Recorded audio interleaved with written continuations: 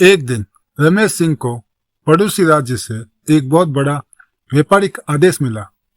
वह उससे बहुत खुश हुआ क्योंकि इससे उसका व्यापार और भी बढ़ने वाला था। लेकिन रमेश सिंह के पास इतना पैसा नहीं था कि वह आदेश पूरा कर सके। उसे 3 लाख की और जरूरत थी। उसी राज्य में मोहन प्यारे नाम का एक और व्यापारी रहता था। वह बहुत ही शातिर और लालची था।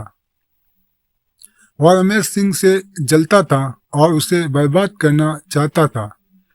रमेश सिंह की मोहन प्यारे की शातिरता का पता था, लेकिन उसे कोई और विकल्प नहीं था। इसलिए उसने मोहन प्यारे से पैसे उधार लेने का फैसला किया।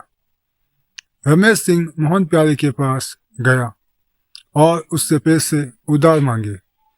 मोहन प्यारे ने पैसा देने के लिए हाँ कर दी, लेकिन उसने एक शर्त रखी। उसने कहा, अगर तुम 1 हफ्ते के अंदर पैसा वापस नहीं लाए तो मैं तुम्हारे शरीर से एक मांस का टुकड़ा काट लूंगा। रमेश सिंह को लगा कि मोहन प्यारे मजाक कर रहा है।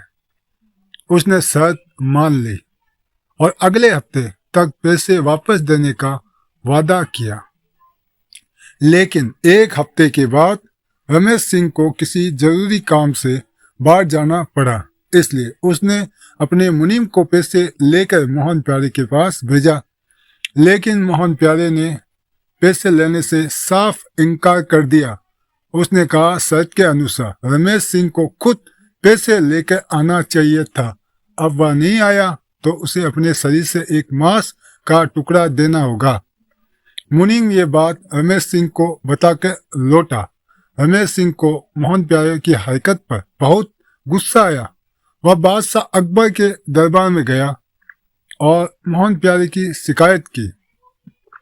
बादशाह अकबर ने मोहन प्यारे को दरबार में बुलाया। मोहन प्यारे ने सारी बात स्वीकार कर ली।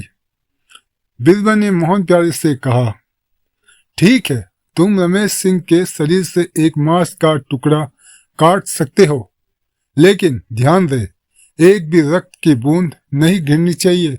अगर रक्त गिरा तो तुम्हें आजीवन काल कोठरी में डाल दिया जाएगा। यह सुनकर मोहन प्यारे घबरा गया।